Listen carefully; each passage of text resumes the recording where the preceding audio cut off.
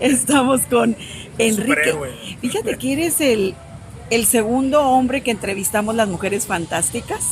Ah, El sí, qué primero honor. fue por allá un psicólogo de Tijuana y tú eres el primero de aquí de Los Mochis. Amiga, se trata de Enríquez González Lugo, consultor, empresario y actualmente presidente del Consejo Empresarial Restaurantero en Los Mochis. ¿Cómo estás, Enrique? Muy bien, ¿qué tal? A mí, muchas gracias, la verdad que por esta oportunidad que tengo y de ser el primero que entrevistas aquí en Los Mochis. Aquí en Los Mochis, sí, no vas a ser el primero que participa en los eventos en vivo porque te ganó Fernando Solís, pero el primero en ser entrevistado, sí. Y aparte, Fernando estuvo en entrevista, en charla, no estuvo dando una plática. Es Ok, diferente también, así que llevas varios primeros lugares por lo pronto. Pero bueno, Enrique, la idea es platicar contigo y ver quién eres, quién es Enrique González Lugo, dónde nace, dónde crece, cómo fue su infancia y si llegó a lo que soñaba o en qué etapa de su vida está en este momento. Por ahí vamos. bueno, yo soy originario de aquí, de Los Mochis. Nací un 6 de mayo de 1968. Nosotros vivíamos ahí en la colonia San Francisco. Ahí somos una familia de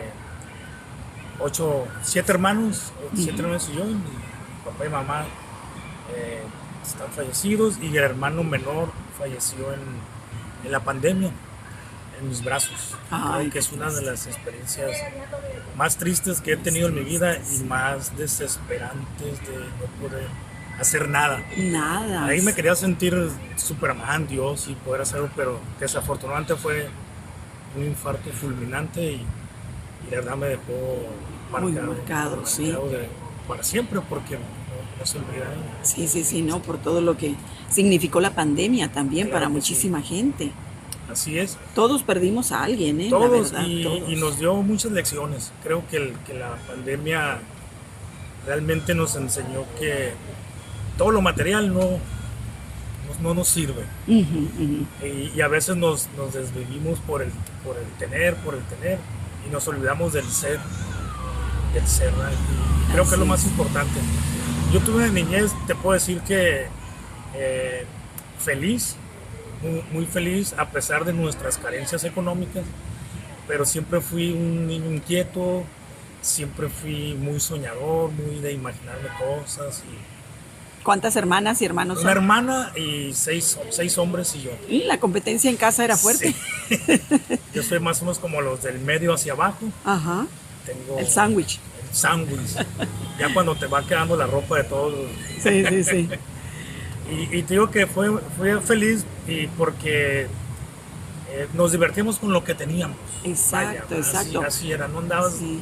ni deseando ni pensando en cosas que no podías tener y vivimos bien.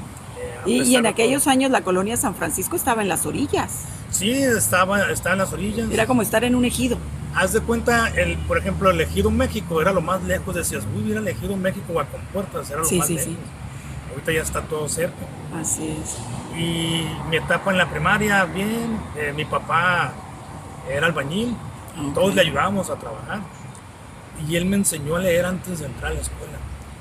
Y yo quería entrar a la escuela, quería aprender. Cuando ya entré a la escuela, yo ya sabía leer. Y él me enseñaba, decía, la Z, por eso, ¿cómo hacen las abejitas? Pss, decía, y con los Oye, con buena sonidos. pedagogía, No, la sí. verdad, a pesar de que él estudió hasta tercero de primaria, ¿Y nada más a ti te enseñó o a todos? que yo me acuerde a mí, y no sé si a los demás, pero yo lo tengo muy presente que él me enseñaba. A lo mejor tú se lo pediste. Y te digo, y él era albañil, pero era muy bueno. Él te podía hacer con los planos una casa Completa. como si fuera un ingeniero, un arquitecto. Sí. Y la primaria me la pasé bien también. Eh, y cuando entré en la secundaria, pues ya es la etapa de la adolescencia y todos los rollos. Ujú. En esa época Eras eh, estudioso. no era estudioso, pero si entraba a clases no se me olvidaba. Ok. Entonces, Aprendes rápido. sí, cuando no entraba era el problema, ahí sí batallaba. Entonces trataba de no fallar a clases, pero te digo, en esa época de la adolescencia era la época en que andaban los cholos aquí en la ciudad. ¿En qué escuela estuviste? En la secundaria federal número 2, estuve ahí Ok. en la federal 2. Y yo siempre digo que uno puede romper los patrones, porque yo soy un ejemplo que rompí muchos patrones. Sí. Porque lo más fácil para mí era haber sido cholo y drogadicto. Sí, seguir la influencia. Sí, porque sí. estaba rodeado de ese ambiente. Así es. Más sin embargo, yo, gracias a los consejos de mi papá, que sobre todo nos da muchos consejos, convivía y me apartaba. De cuenta, sí, me llevaba y todo, pero no hacía lo que ellos hacían. Me apartaba, pero también no podía estar en contra de ellos. ¿Verdad? Entonces esa etapa fue algo difícil porque la aceptación del grupo y la no aceptación. Sí, sí, sobre todo los de la colonia, Sí. que a lo mejor crecieron contigo en la primaria. Claro, o sea, y que amigos que tú dices, ¿cómo les voy a decir que no o algo? Sí, sí, Entonces fue mucha presión. Mas sin embargo me mantuve y yo recuerdo en tercero de secundaria había un maestro de literatura, el maestro ay, se me fue el nombre, pero era un maestro joven que en la hora del recreo, si él andaba y nos veía, se ponía a platicar con nosotros, o a la salida. Betancourt, el profe Betancourt. Y en ese, una unidad donde tenías que comprar un libro, leerlo y exponerlo, y que entendiste. Entonces yo obviamente ya andaba en esa etapa de que me valía y todo el rollo. No hice el trabajo, no compré el libro, no lo presenté. Y un mes antes de terminar el ciclo escolar, ni siquiera la unidad, me regaló un libro que se llama Juan Salvador Gaviota. Ay, te cambió la vida. Me cambió la vida. Pues me la cambió a mí también, fíjate. Ese libro. Me lo entregó, me dijo, Enrique, léelo, sí. Preséntalo y nos lo explicas. Y no te voy a pasar la unidad, te voy a pasar todo el año. Y si no lo haces, te voy a reprobar porque realmente has abusado de la amistad, güey. Sí. Y le dije, está bien, profe. Y agarré el libro nuevo. Y no lo soltaste. No lo solté. Así es. Hasta que lo terminé. Sí. Y cuando vi al profe, ya él desde que me vio la cara, supo que lo había sentido. Y le digo, profe, gracias por el regalo. Yo sabía que era para ti, güey. Fíjate qué interesante. Y cambió mi vida completamente. Sí, sí, sí. Terminé ese libro y ya te decía que yo era muy soñador, muy imaginario. Bueno, pero yo cuando estaba niño veía el cielo y decía, ya se acaba el cielo, porque si tú ves parece que termina. Sí, sí, sí. Pues una tarde me fui buscando el final del cielo y cada vez que avanzaba era la misma distancia, se me hizo noche. No se acabó. Y mi mamá y mi papá preocupados. ¿Y tú caminando? Y yo seguía caminando, avanzando y... ¿Por qué calle te fuiste? Por toda la Tlaxcala, hacia la carretera internacional. Híjole. Llegué a las tierras allá. Y cuando ya regresé, me puse una paliza. Ahí entendía que el cielo no se acaba. No se acaba, o sea, es infinito. Así es. Y con ese libro, pues obviamente mi imaginación empezó. Sí. Entonces ahí tomé una decisión que creo que fue la decisión más importante que he tomado en mi vida. Hablé con mi papá porque todos le ayudábamos a trabajar y yo le dije, papá, no tengo nada contra los albañiles, lo admiro y se me hace un trabajo muy noble, pero muy pesado en los noches al calor de arriba de 40 grados cuando les toca trabajar en el ras del sol. Sí. Y le dije, yo no quiero ser albañil. Entonces mi papá me dijo, pues está bien, dice, tú haz lo que tú creas que es conveniente, yo te puedo apoyar, ya sabes, económicamente no puedo, pero moralmente y ya sabes, anímicamente cuenta conmigo. En ese tiempo yo tengo un vecino que somos muy amigos también de esa época y él trabajaba en la librería Grecia. Él trabajaba en la tarde, en la mañana y me dijo, ya hay chance de trabajar en la tarde. Y me metí a trabajar en la tarde. Él era el Enrique de la mañana, yo era el Enrique de la tarde. Ok. Y terminaba de trabajar, ¿y qué crees que hacía? Leer. Me ponía a leer. Sí, sí, sí, llegaste a tu ambiente. Da cuenta que, como dice, me mandó Dios. Sí. Y yo recuerdo que el papá de Marco Vallejo, José Vallejo, llegó un día y me dio y le dijo, Marco, ¿qué está haciendo Enrique atrás? Leyendo, papá. Y no trabaja. No, ya terminó, pero tenemos un acuerdo que si ya no hay trabajo, él puede leer. Está bien. Fíjate. Y ese fue mi primer trabajo formal, se puede decir, y fue parte de ese cambio de vida. Yo jugaba básquetbol y entré al Cobae 01 en ese tiempo y jugamos básquetbol y nos patrocinó Coca-Cola. nos patrocinó Coca-Cola y nosotros éramos como unos 5, yo creo, del equipo. Reprobamos una materia para seguir siendo alumnos y jugar el siguiente año. Ir a una estatal a Mazatlán. ¡Ay, de locos! Sí. Entonces, pues ya no íbamos a poder entrar hasta el último cuatrimestre. ¿Y qué íbamos a hacer? Pues para cuando llegara el último cuatrimestre, entonces le pedimos trabajo al subgerente de ventas que nos patrocinó de Coca-Cola. Y nos dio trabajo. Ahí es donde yo entré a trabajar en Coca-Cola. Fíjate, una cosa te fue llevando a la otra y a la otra. Sí. En 1987 entré como operario de almacén ahí en Coca-Cola. Ahí es tiempo de bobitos. Sí. Ay, no. Y obviamente pues yo entré y con toda la actitud de trabajar y los compañeros me decían, hey, bájale, espérate. Sí, y yo, clásico. Sí. Nos evidencias. Yo vengo a trabajar y se me acabó el contrato porque era eventual, era temporal. Y me mandó a hablar el jefe del almacén y me dijo, morro, se te acabó el contrato. Y le dije, hey, pero si yo trabajo mejor que los demás. Sí, pero tú eres eventual y ellos son de planta sindicalizada. Ajá. Dije, pues algún día voy a estar a tu mismo nivel o arriba de ti. Pues qué bueno. Porque te gustó Coca-Cola. Sí, pues me gustó. Entonces ya fui con el Alejandro de Valina, se llama, que nos patrocinó, mi amigo, vive en Carolina del Norte. Y ya me dijo, pues vente, te voy a conseguir en otra área para que sigas trabajando, porque veo que quieres seguir trabajando. Sí, pues le digo, ¿qué voy a hacer? No puedo estudiar nada, tengo que esperar. Y ahí me quedé en Coca-Cola. ¿Cuántos años? 32 años duré. Fíjate. 32 años y duré... ¿De ahí pagaste la carrera? ¿De ahí pagaste? No, pues la mejor carrera de mi vida fue haber entrado a Coca-Cola. Bendito Dios que entré a Coca-Cola, porque las empresas de las embotelladoras, la industria embotelladora, es muy... ¿Te dan mucha capacitación? Sí, lo que te digo, es muy de estar en la vanguardia, de estar viendo... Formativa. Lleva ventaja de muchas empresas. Hay cosas que yo salí hace 5 años y hay empresas que apenas van a empezar a hacer cosas que ya vi yo hace 10, 15 años. Exacto. Entonces, esa formación que tuve ahí en la mejor universidad, la que pude haber tenido, duré desde el 2001 hasta el 2019, 18 años como gerente comercial. Ahí en la empresa veía toda la zona norte y me pedían que me fuera a Tijuana y no acepté. Y me liquidaron. Hey, yo pensé que no me iban a liquidar. Nosotros pensamos que ibas a decir que sí. Y ya pues me liquidaron. Se fueron ahí.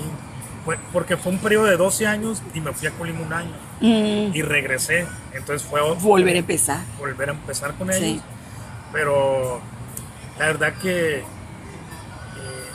fue una experiencia, o sea, para mí fue la mejor experiencia que pude haber tenido, de haber entrado a Coca-Cola. Sí, mucha gente, fíjate, aprovecho, mucha gente que ha trabajado en empresas de ese nivel, Coca-Cola, Carta Blanca, cualquiera de ellas, que tienen sistemas de capacitación muy completos, muy amplios y muy incluyentes hacia tanto al trabajador como a sus familias, salen con una formación muy, muy buena. Sí, yo recuerdo mucho a Ángel Nieto Villegas, porque el señor era un señor de Chihuahua que era capacitador y yo era supervisor y nos estaba dando un taller de supervisores y recuerdo muy bien que yo quería hablar, pasar al frente y hablar, me llamaba la atención, pero me daba miedo. ¿Cuántos años tenías? Tenía 19, 21 años, tenía 21 años. Y dentro de todas sus habilidades me enseñó el que no era el miedo a hablar, era el miedo que se burlaran de mí. Así es. Entonces nos hizo sentir hormiguitas en el estómago y nos hizo ver que realmente eran los miedos y los temores. Y desde ahí dije yo, pues yo voy a pasar al frente a hablar. A vencer ese miedo. Y ya que vencí ese miedo, ha sido una de mis grandes pasiones. El de hablar al público, el de dar pláticas. ¿Diste capacitación ahí mismo también? Sí, tuve la formación como instructor interno de la compañía, certificado por el sistema Coca-Cola, certificado por el Center Leadership del COVID con los 7 hábitos, directamente con unos venezolanos que nos dieron esa capacitación. por muchas empresas que nos certificaban para que nosotros diéramos la capacitación interna, porque era la manera en que trabajan esas empresas, de que traen a alguien, los forman y ya bajas toda la capacitación a todo el personal, porque hacerlo directamente pues es mucho tiempo y mucho costo. Así Entonces es. así trabaja. Y esa fue mi formación, que me ha ayudado últimamente y que es mi pasión, La de de capacitar. capacitar, hablar en público. Entonces se vino la pandemia, salí, tuvimos ahí un emprendimiento con un amigo, una distribución de agua, no funcionó, un súper, todo, entonces nos paramos y se vino la pandemia y duramos toda la pandemia.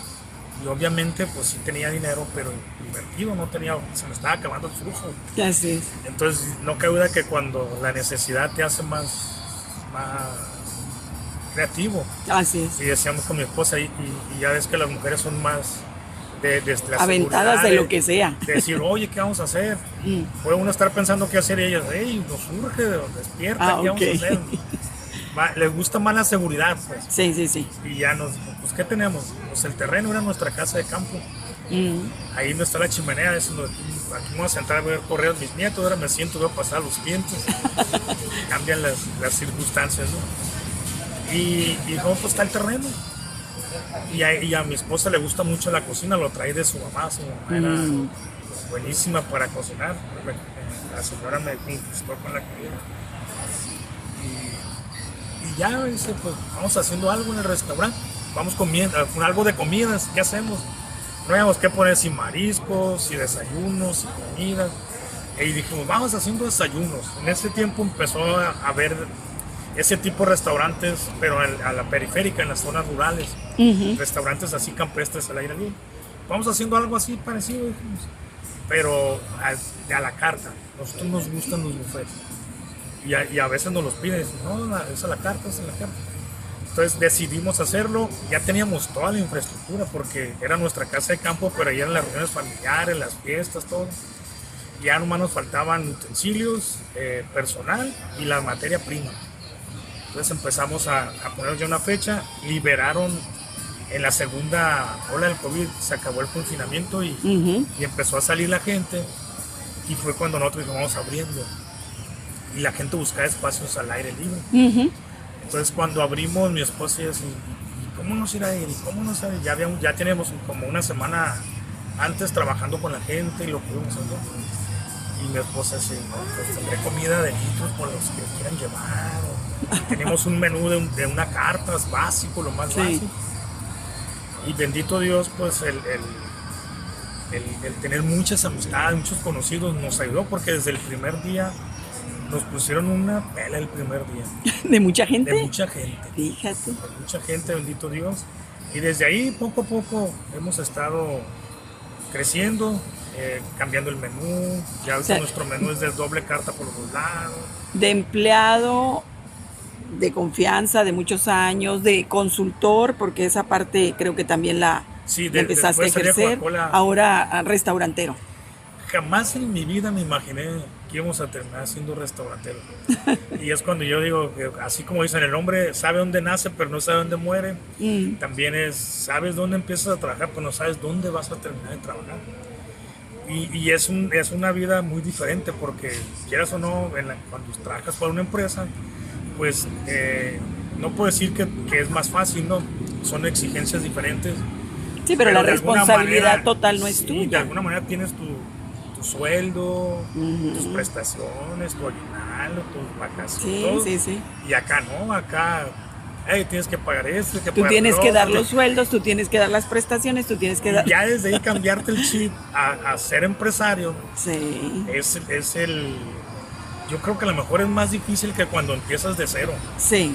Porque vienes de una zona de confort, pues lo puedes decir así. De una zona de confort donde tienes todo, a donde tienes que dar todo. Así es. Y no se vale decir no hay, porque el empleado está ahí para que lo cuides en su momento también. Sí, todos los compromisos de pagos, de esto y lo otro. Sí.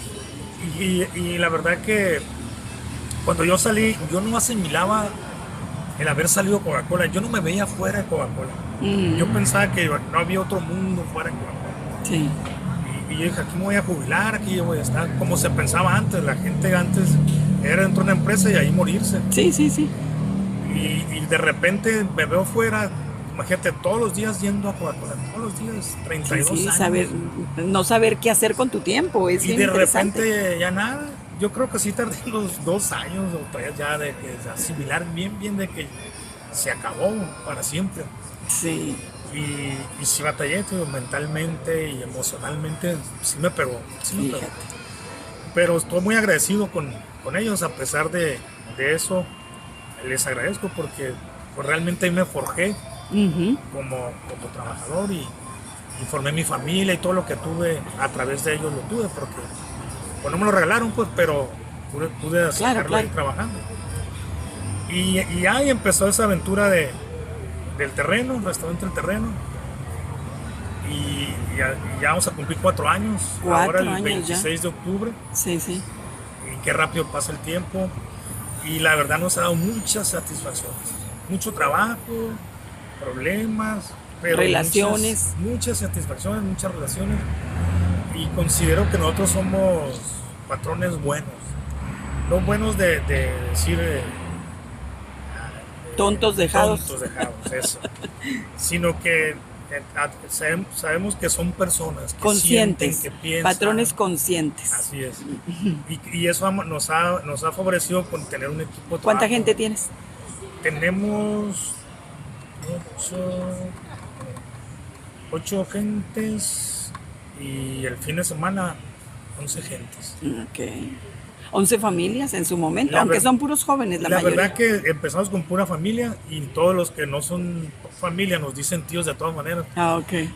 Y aunque ahora ya nos dicen abuelo porque ya somos abuelos. Estamos debutando ¿Cuántos como hijos abuelos. tienes? 2 hijos. Tienen, más bien. 2 hijos, mi esposa Mari y 2 hijos, el Luis Enrique el más grande y Carlos Enrique el más chico. Hombres los dos. Hombres los dos, mi hijo Carlos Enrique está en Vancouver, vive en Vancouver Ah, ok. y mi otro hijo vive aquí en Mochis y es el que él y su esposa Les ayudan. Lilica, son los que nos acaban de hacer abuelos. Ah, Una ok, hermosa ok. bebé, Amara, sí, Ah. estamos locos ahorita. Si estuvieras en Coca-Cola, a lo mejor no tendrías el tiempo libre para todas las cosas. Es que lo que iba a decir ahorita, que la ventaja de tener tu propia empresa Sí, es que tú tienes el tiempo disponible para hacer lo que tú lo quieras. administras. Así Igual es. estás más ocupado, pero cuando menos lo decides tú y lo acomodas como te convenga también. Así es, por ejemplo, dice, oye, ¿por qué no meten comidas? ¿Por qué no meten cenas?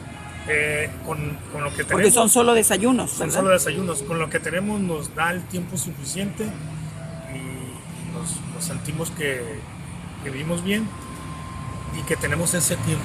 Claro, Porque la sí calidad es de vida. muy esclavizante tener un restaurante. Sí, sí, A lo sí. mejor cualquier empresa, pero yo siento que el restaurante todavía es Más esclavizante, así es. Y mi esposa y yo hacemos equipo, por ejemplo, ella ahorita no está, me quedo yo, si salgo yo, se queda ella, y si salimos los dos juntos, cerramos, Así que es. son las vacaciones de todos.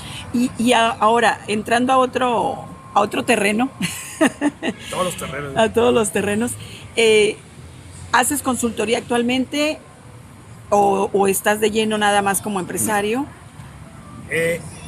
No me dedico 100% a eso, pero cuando hay la oportunidad, Lo puedes hacer. lo hago. Igual no me dedico a la capacitación, pero en mis tiempos y cuando hay oportunidad lo hago. Perfecto. Lo hago, he colaborado con Canacintra, con un par de talleres, algunos empresarios conocidos que ocupan la asesoría, se las das. Sí. Pero no vivo de eso, pues. Sí, no estás Es enfocado. Es en mi eso. hobby y cuando hay la oportunidad lo hago. Ok. Ahora, has entrado al mundo empresarial y sobre todo al mundo de restaurantes, del mundo restaurantero en Los Mochis. Y ahorita estás como presidente del Consejo Empresarial Restaurantero. ¿Qué implica ese puesto, ese trabajo? Porque es otro trabajo. Fíjate que me decía uno de mis sobrinos, tío, ¿por qué se anda metiendo en tantas broncas? Me dice, de ser presidente del CER. Porque los invitamos cuando hay un evento importante y yo los invité cuando fue la toma de protesta. Y les dije, pues no sé, será mi naturaleza. Que me gusta andar para todos lados, le digo. y sí es una gran responsabilidad. La verdad que no es decir voy a ser presidente. A veces siento que no he cumplido como yo quisiera haber cumplido, pero también hay cosas que no puedes dejar a Dios por Dios. O sea, tu prioridad no puedes perderlo de vista, porque también yo he conocido personas que por meterse a la política, por meterse a hacer otras cosas, dejan su prioridad. Sí, tu trabajo, tu y lo empresa. pierden, pues. Entonces, desde ese punto de vista hay como un acuerdo de decir primero tu trabajo y después lo otro, pero sí es una gran responsabilidad porque estás al frente del gremio. Pues. ¿Cuántos son? 132 afiliados. ¿Y cuántos? Entre restauranteros y proveedores de restaurantes. De la cadena de suministro. ¿Cuántos restaurantes más o menos hay en Mochis? Yo creo que cada vez hay más. Sí, el detalle es que algunos están en la informalidad y para pertenecer al SER tienes que estar de alta en Hacienda, porque nosotros no podemos fomentar la informalidad. Sí. Entonces algunos no están formales, algunos no les interesa participar en asociaciones, pero cuando estás en una asociación es más fácil que puedas conseguir apoyos, gestiones, todo ese tipo de cosas que a veces hacen la diferencia entre un negocio y una empresa. Sí, así es. ¿Verdad? Y eso es lo que hacemos en el SER, gestionamos apoyos, gestionamos trámites, nos enfocamos mucho en la capacitación. Cada 2 semanas hay un desayuno que se hace con un orador invitado. Dependiendo del tema, puede ir el personal o pueden ir los dueños, pueden ir los gerentes, dependiendo del tema, pero lo hacemos ya de manera tradicional. Vamos en nuestro 3er año como SER, como organismo. Es relativamente nuevo, joven. Nuevo y con mucho empuje y hacer las cosas que vemos que es para el beneficio de todos. Así es. Ese ha sido el éxito del SER, si lo queremos ver así de esa manera, de que pensamos en cómo apoyar al gremio, de con qué actividades y con qué eventos. Tenemos un evento que es el Galardón SER, donde por primera vez se le dio, dependiendo de la categoría, un galardón a lo más representativo del sector gastronómico, independientemente de donde estén afiliados. No tenían que ser afiliados del SER, para darles el reconocimiento. Que cumplieran con los requisitos que pide la trayectoria, que pide el premio. Y tenemos otro evento en la capacitación, el Galardón SER y el Noche de Perrones, se llama, donde cada mes se invita, dependiendo del perrón, dependiendo del formato, puede ser 1, 2 o 3, y nos cuentan su historia de vida. Y lo que se busca ahí es inspirar a otros a que lo hagan, o que los demás vean que si están batallando, que vean que así es, o cómo no batallar. Cómo aprender de esos perrones que están transmitiendo o comunicando su vida, de cómo lo hicieron. Porque a veces tú conoces a un empresario y ves la punta del iceberg nada más. Sí, no todo el esfuerzo. Exitoso, pero todo hacia atrás. Ha habido historias que lloras, de donde dices, no me lo imaginaba y yo lo veo así, que traen el niño en los brazos y por acá trabajando y que dejaron esto. La verdad que ha habido historias todas han sido muy buenas, pero unas que te llegan más por todo el proceso. Y en este año, el 19 de octubre de este mes, vamos a hacer por primera vez el Festival del Taco, el Taco SER, que es un evento donde va a haber una muestra de unos 15 o 20 restaurantes o negocios que van a promover su taco. Y es una manera pues siempre se dice que la comida de Mochis es muy buena y que está muy reconocida a nivel internacional y nacional. Entonces nosotros como asociaciones, bueno, pues tenemos que trabajar y hacer. ¿Y dónde va a ser? Va a ser por la Zaragoza, entre el Rosendo que Castro y la Hidalgo, calle Hidalgo. Ahí va a ser y va a haber sus stands, elenco musical, un templete. Está padre. Y se está vendiendo una cuponera con 3 cupones para un taco cada uno, una bebida y un número para participar en una rifa por 150 pesos. Entonces tú llegas y imagínate encontrar todos los tacos que te gustan en un solo lugar. Pues cómprate 2 cuponeras. Sí, va a haber gente que compre 2 o 3. Sí. Y lo queremos hacer un ambiente familiar también. Y ese evento pues queremos que sea el primero de muchos, que se empiece a institucionalizar y hacerlo más seguido. Y ahí andamos viendo qué otras cosas podemos hacer, pero al final eso es lo que tenemos durante ¿Cuánto dura la presidencia en el SER? 1 año y con opción a reelegirse. Ah, Máximo 2, no puedes estar más de 2 años. Leobardo Miranda fue nuestro primer presidente, y él duró duró los 2 años. Así es. Y yo voy en el tercer año, que sería el primer año para mí en esta ocasión. Okay. Ya bien rápido, ya casi se acaba el año. Sí, bien rápido. Ahora sí tienes que decidir si te reeliges. Así es. Ahí. Pues ahora con mi nieta, quién sabe. Ella decide. Ella va a decidir. Vas a platicar con las mujeres fantásticas el 9 de noviembre y el tema es el valor de emprender, el espíritu de emprendedor. Sí. Ese tema en particular es algo que te gusta, me dijiste. En esencia, ¿qué es lo que las mujeres van a escuchar ese día, sin decir detalles? ¿Qué es lo que pueden esperar de la plática que les vas a dar? Pues mira, primero que nada, mucha gente tiene la intención de emprender. No me acuerdo si por ahí andaba como el 30 o 40%. Uh-huh. Pero solamente el 5% toma la decisión de emprender. Uh-huh. Y los que no emprenden es por miedo al fracaso. Pero ya empezando a hablar de los miedos, el miedo no es el fracaso, el miedo es el qué dirán. Lo que te dijo el Señor allá aquella vez. Aquella vez. Entonces yo lo aprendí muy bien, de que hay gente que no se anima porque si fracasa, la sociedad es muy de señalar. Entonces algunos no se animan. Y sobre eso les quiero hablar, de que no importa la edad. Porque a veces cuando hablas de emprender, mucha gente piensa que solamente es para los jóvenes que van saliendo de la universidad. Inclusive hay más apoyos del gobierno para ellos y chalala. Pero emprender no es solamente poner una empresa, un negocio. Emprender es hacer algo nuevo, algo diferente. Y lo puedes hacer siendo empleado, puedes siendo ama de casa. O sea, pues el emprendurismo es eso, es hacer cosas diferentes al beneficio de uno o de todos. Así es. Entonces a veces lo entendemos mal y a veces apoyamos más a los jóvenes, pero yo entré en una situación también. Mi opción era, yo salí de Coca-Cola y dije, me puedo emplear. Después ya en ese tiempo tenía 51 años. Y sí, tuve la opción de, ya nomás veían mi edad y muchos decían, muchas gracias. Sí, es difícil. Entonces, de los 50 en adelante, o a veces desde antes es difícil. Es muy difícil y hay mucho talento desperdiciado, que terminan... Sobre todo a nivel ejecutivo, ¿eh? Sí, que terminan haciendo cosas diferentes porque tienen la necesidad. Sí. Y a veces aceptan trabajos que no lo que están buscando. Y de ahí sale también el de emprender y hacer algo por tu cuenta propia, que no es fácil, que a veces te dicen, mientras estás trabajando puedes ir emprendiendo porque no sabes cuándo y todo el rollo, pero no es lo mismo. O sea, sí puedes ser exitoso empleado y tener tu...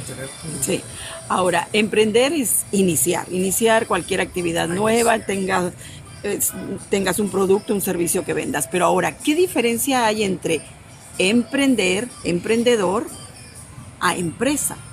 ¿Hay diferencia en esos dos términos? ¿Cuál es la que tú observas? De hecho, en una entrevista de uno de mis empleados que está en la escuela, me entrevistó porque era parte de su materia y me dijo, oye tío, ¿le puedo hacer una entrevista? Sí. Y él me decía que ¿cuál es la visión de emprender? Yo le digo, tu visión debe ser emprender una empresa que se mantenga a través del tiempo. Y que sea generacionalmente y sea un legado para otros. Porque si tú estás queriendo emprender para tener un negocio que te dure 3, 6 meses, que te saque del apuro, para mí ese no es emprendimiento, ese es como vender una vez y ya hice el negocio y ya. Así es. Entonces para emprender y tener una empresa debes de tener esa visión de decir dónde, y esa paciencia, porque hoy en día los jóvenes quieren que sea rápido y por eso no funciona. Entonces debes tener tu paciencia, marcarte tus metas a corto, mediano, largo plazo, pero siempre estar pensando a largo plazo. ¿Para qué estás haciéndolo y qué quieres con ese emprendimiento, verdad? Sí. Entonces le decía, si tú estás pensando en emprender y estás pensando en que te va a durar 1 año, 6 meses, yo te diría que no lo hagas y busques algo que realmente te motive a hacerlo. Algo grande, algo que a lo mejor te lo puedes ir llevando poco a poco, ¿no? Sí, o si se va a ir por los proyectos cortos, porque también hay buenos negocios de esa manera, pues también que sea consciente que puede hacer un gran negocio y que si no tiene otro que le continúe, pues se le va a acabar, ¿verdad? Tiene que haber continuidad.